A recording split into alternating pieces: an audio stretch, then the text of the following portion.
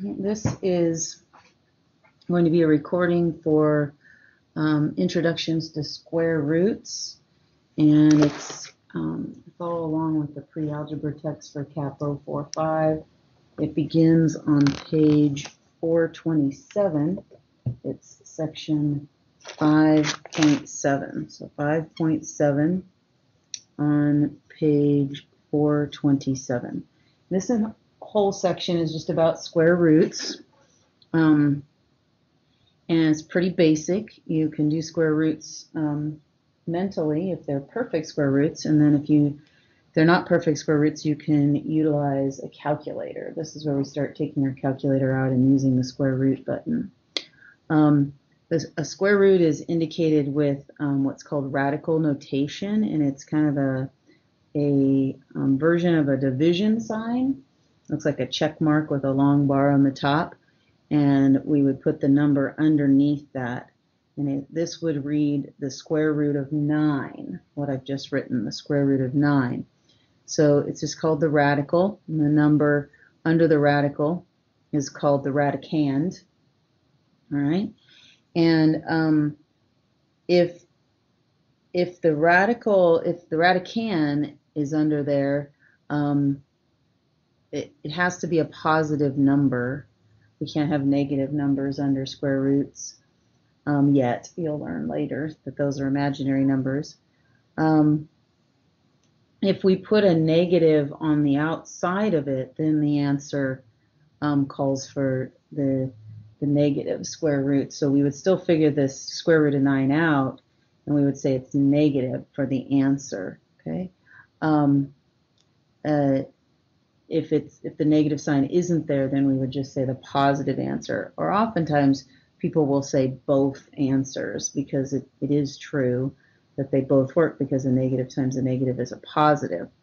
So the first example,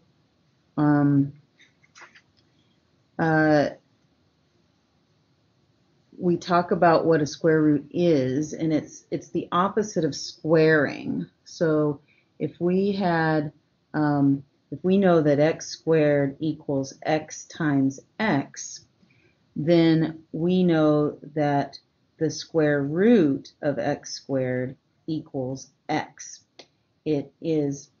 Square rooting is the opposite of squaring, or squaring is the opposite of square rooting. They are inverse operations, like multiplication to division and addition to subtraction. So if we have the square root of 49, that's going to equal 7, because 7 squared equals 49. Okay, does that make sense? Okay.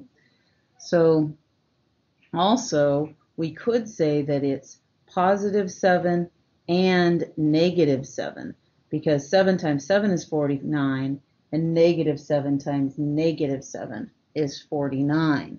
So it really does have two answers. You would say positive 7 and negative 7, because they both work. When you get bigger numbers, like the square root of 196, you can use a chart, or you can kind of guesstimate. If you know that 12 times 12 is 144, okay, well, you're getting close, right? And 13 times 13, that would be 169. And then 14 times 14, that's 196. So the answer is 14. You could also, and that's because 14 squared equals 196. It's also negative 14, right? Because negative 14 times negative 14 would be positive 196. There's charts. You can use your calculator. Now, you might be asked to find the square root of a negative number, like the square root of negative 25, and for now you need to just say there are no answers for this, okay? You cannot find a square and get a negative answer, because if you say 5 squared, well, 5 times 5 is 25, right? If you say it's negative 5, well, negative 5 times negative 5 is positive 25. There's no way we're going to get a negative there. So for now, you just say there are no square roots for negative, the square root of negative 25, okay? let's see, that about covers, and we have radical notation. The square root of 0 is just 0. That's kind of basic. 0 times 0 is going to be 0. If you have negative on the outside of 25, you would find the square root of 25, and then you would say the answer is negative 5, because it's saying the opposite of the square root of 25. So it just has one answer, and that would be negative 5. Okay. Order of operations gets involved with square roots. This is on page 429. Take a look at page 429. And the square root symbol is it's a combination of a grouping symbol, and it's part of the exponent land. So if you had something like negative 3 square root of 9 plus 12 square root of 4, you would do the square roots first because they're like exponents. And so the square root of 9 would be 3, and then you'd have negative 3. Oops, excuse me, I wrote a 9. You'd have negative 3 times 3 plus 12, and the square root of 4 is 2, so 12 times 2. Negative 3 times 3 is negative 9, plus 12 times 2 is 24. Negative 9 plus 24 is a positive 15. So treat your square roots, simplify those first, then do the multiplication, addition, subtraction. If you have, like in example 9, the square root of 9 plus 16, it's a grouping symbol, so you would do the 9 plus 16 first, and you'd rewrite this the square root of 25. Then you would solve the square root of 25 as 5, okay? Because 5 times 5 is 25.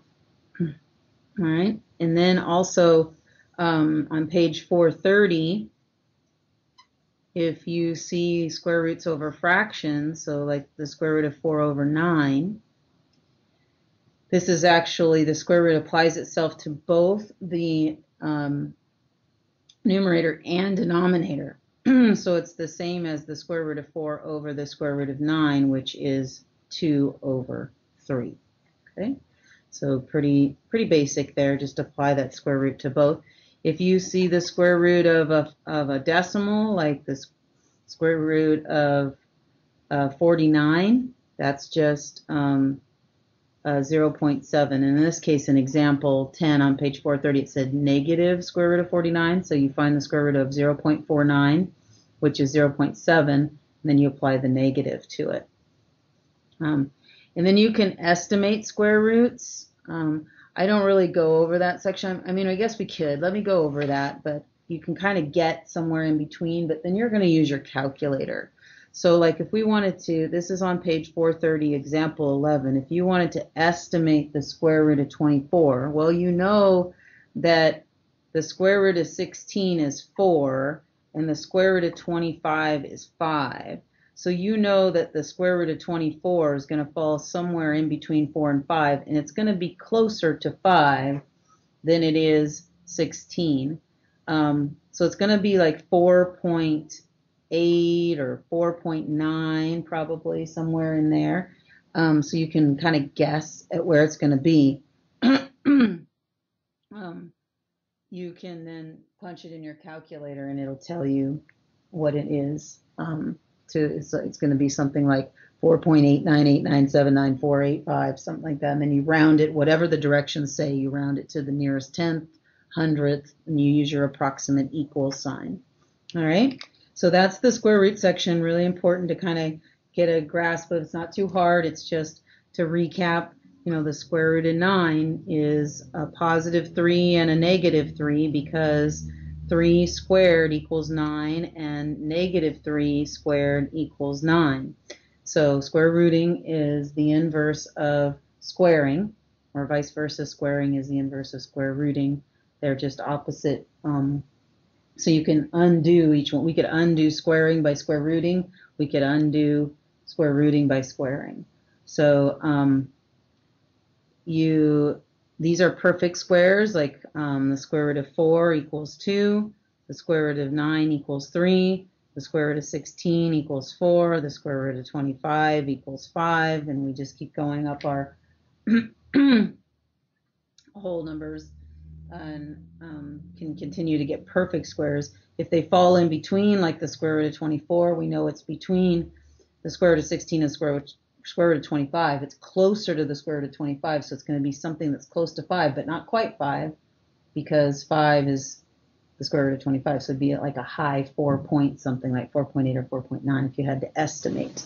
But you'll also use your calculator. The reason why we learn to do this is the next section we're going to use square rooting to solve Pythagorean theorem problems for finding legs and hypotenuses of right triangles. So we'll see you in the next video.